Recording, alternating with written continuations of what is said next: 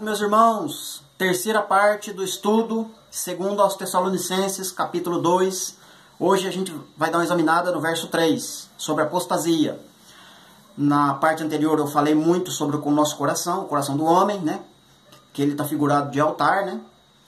Então, a gente não pode ter o entendimento que quando Deus está falando que o altar dele está sendo profanado, não é o altar do púlpito na igreja, e sim este altar, tá certo? Então, toda vez que o Senhor Deus está trazendo uma profecia, uma palavra, é para nós olharmos para dentro do nosso coração. É este altar que Ele está falando, tá certo? Então, eu quero, antes da gente entrar para o estudo aqui da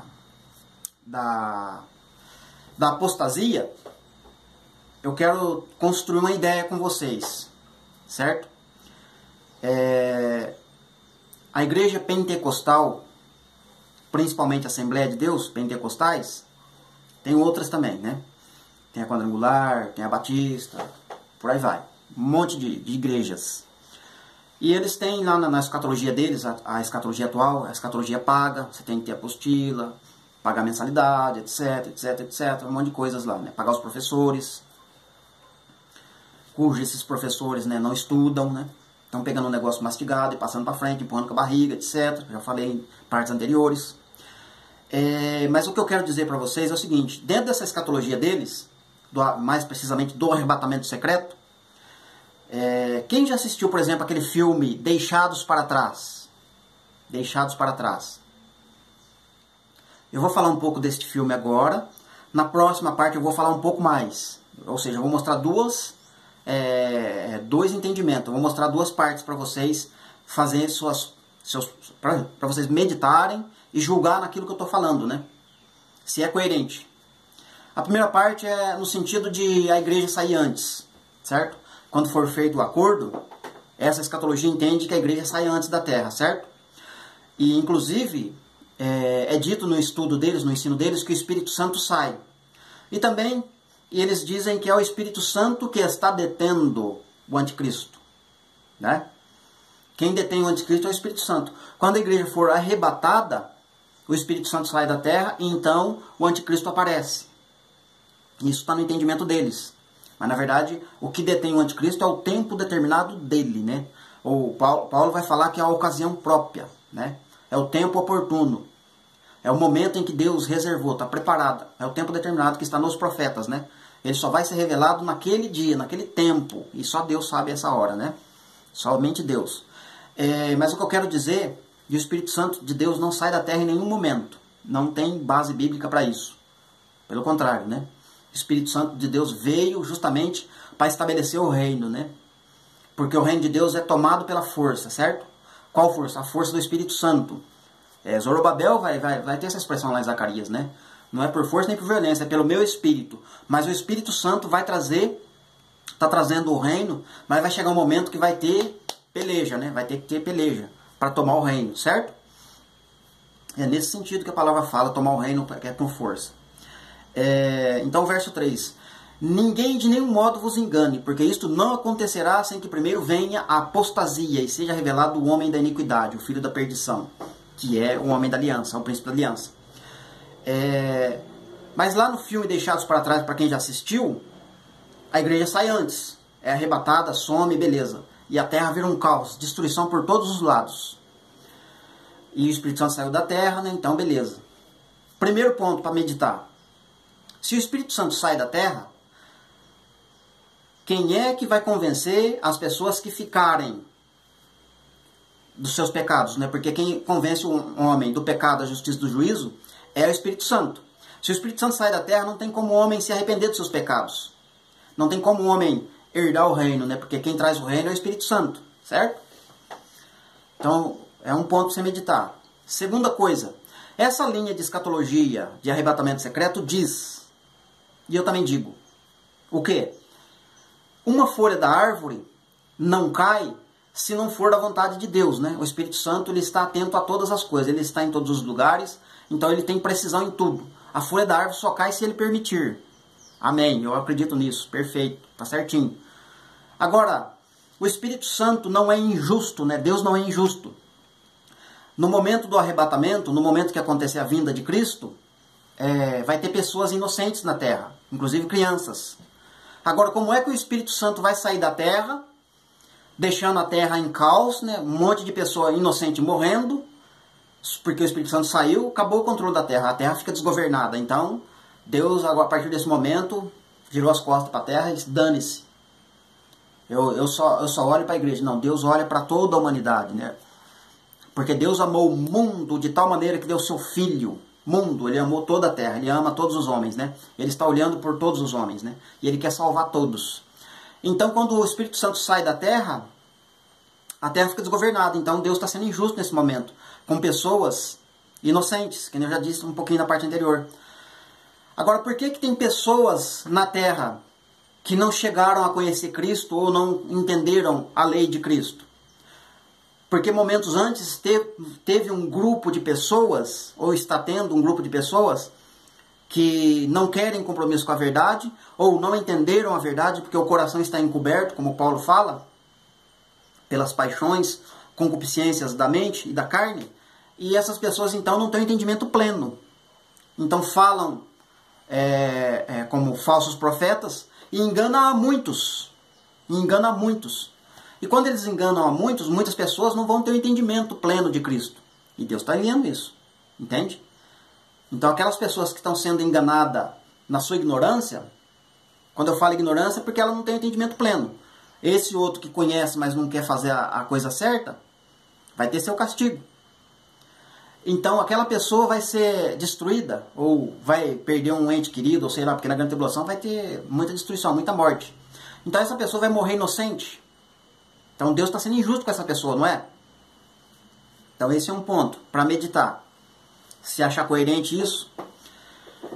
Mas vamos tratar de uma outra área aqui dentro desse assunto. Quem são os apóstatas, né? Apóstatas é o quê? É aquele que nega a fé, aquele que deixa de seguir, certo? Lá no capítulo 11 de Daniel, vamos ler lá. Daniel 11, né?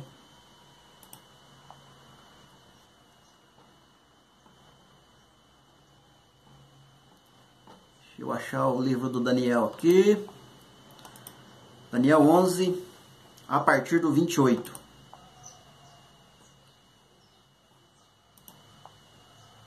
Daniel a partir do 28. Muito bem, 11, 28. Eu vou ler até o 36, tá? Que aí eu vou destacar ponto por ponto, que for preciso agora. Tem mais coisa para falar, mas eu vou tratar só dos violadores da aliança, tá certo? Daniel 11, 28. Então o homem vil tornará para a sua terra com grande riqueza. O homem vil é o príncipe da aliança. Está em Naum, está em Ezequiel, está em Sofonias, está em Joel, tá certo? Homem vil. E Provérbios também. Capítulo 6. Então o homem vil tornará para a sua terra com grande riqueza.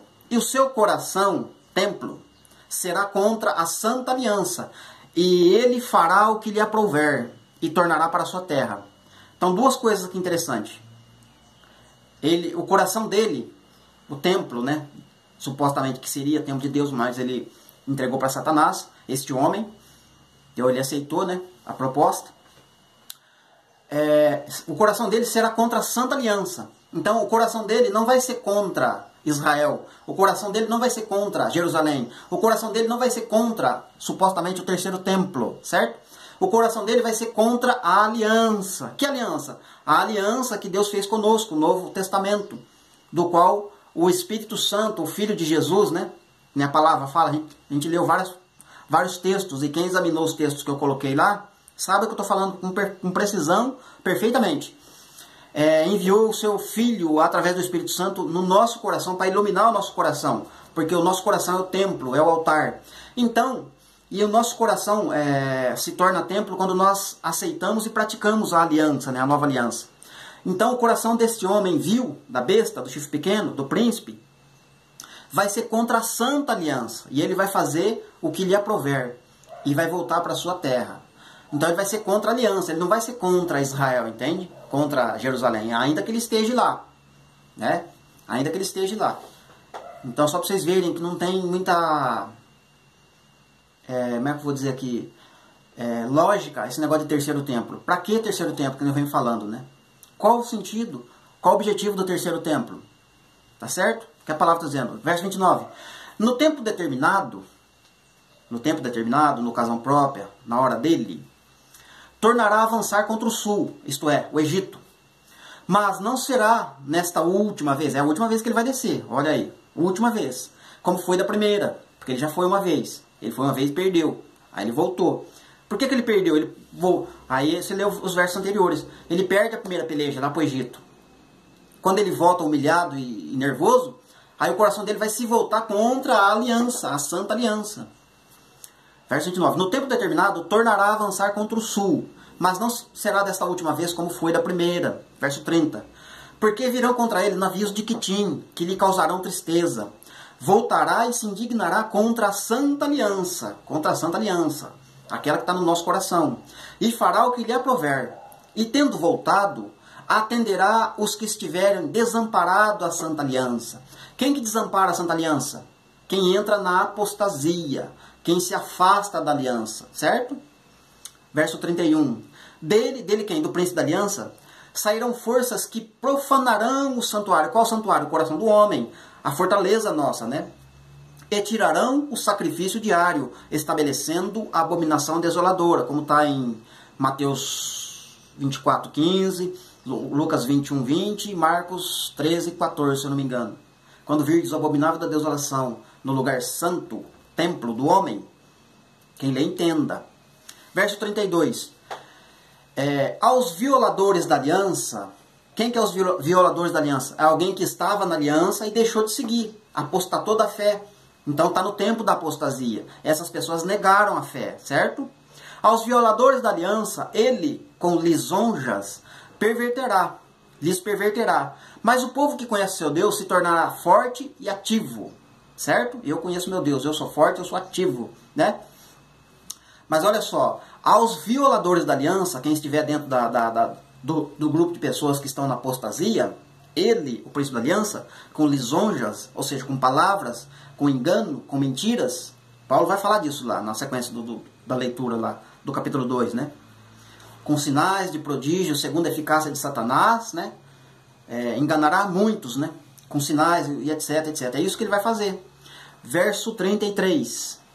Os sábios entre o povo ensinarão a muitos, todavia cairão pela espada, pelo fogo, pelo cativeiro e pelo roubo e por algum tempo. Esses sábios são as duas testemunhas, né? A parte da igreja que está ativa, que está profetizando por um tempo, 2 tempos um tempo, 2 tempos e metade de um tempo, né? 3 anos e meio. É as duas testemunhas profetizando, ensinando, entende? Elas estão ativas. 34. Ao caírem eles, serão ajudados com pequeno socorro, mas muitos se ajuntarão a eles com lisonjas. Verso 35. Alguns dos sábios cairão para serem provados, purificados e embranquecidos, e até o tempo do fim, porque isto se dará ainda no tempo determinado, certo? Ocasião própria, tempo oportuno, lá de 2 Tessalonicenses. Verso 36. Este rei, o príncipe da aliança, o chifre pequeno, a besta, fará segundo a sua vontade, e ele se levantará e se engrandecerá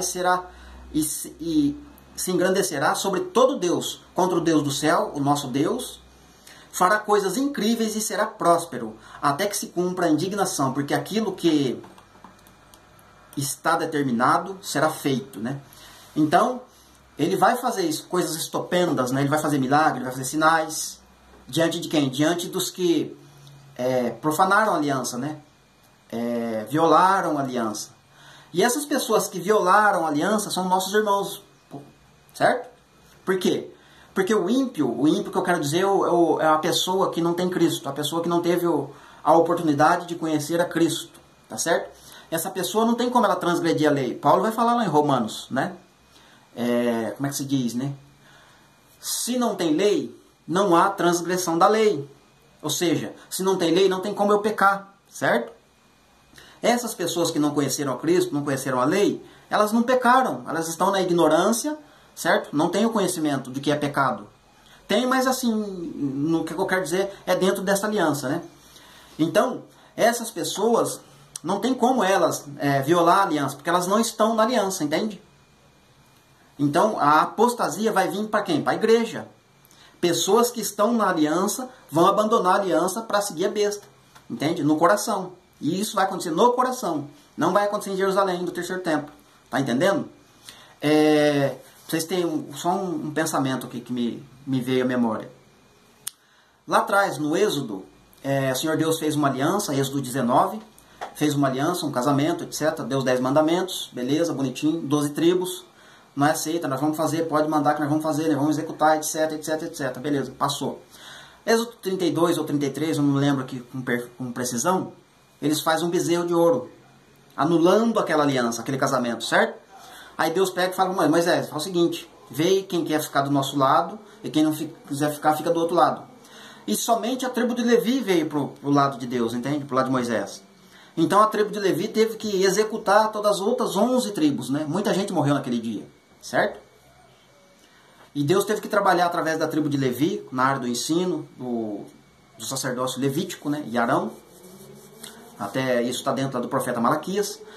E veio vindo para frente. Só que não demorou muito, quando ele conseguiu reorganizar as 12 tribos novamente, apareceu quem? Corá.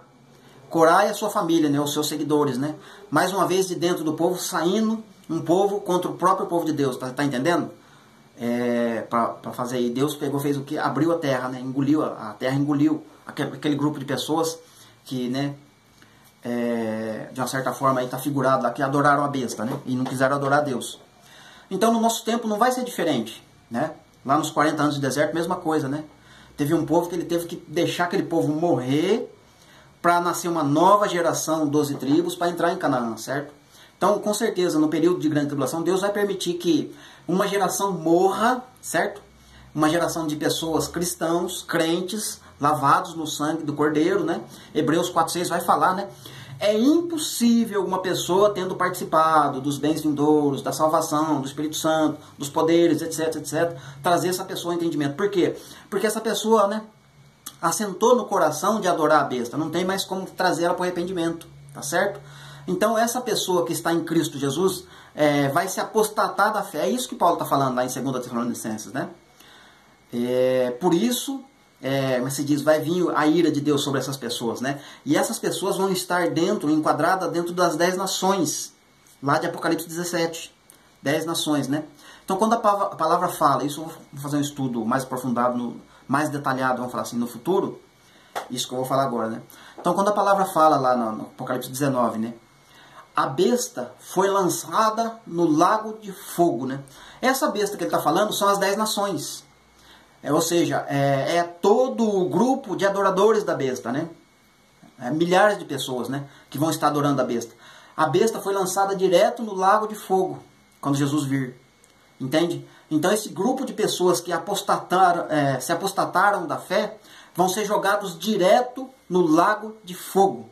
Tá certo? E depois vai ficar quem? Só ali o falso profeta, né? Que é o rei da Síria.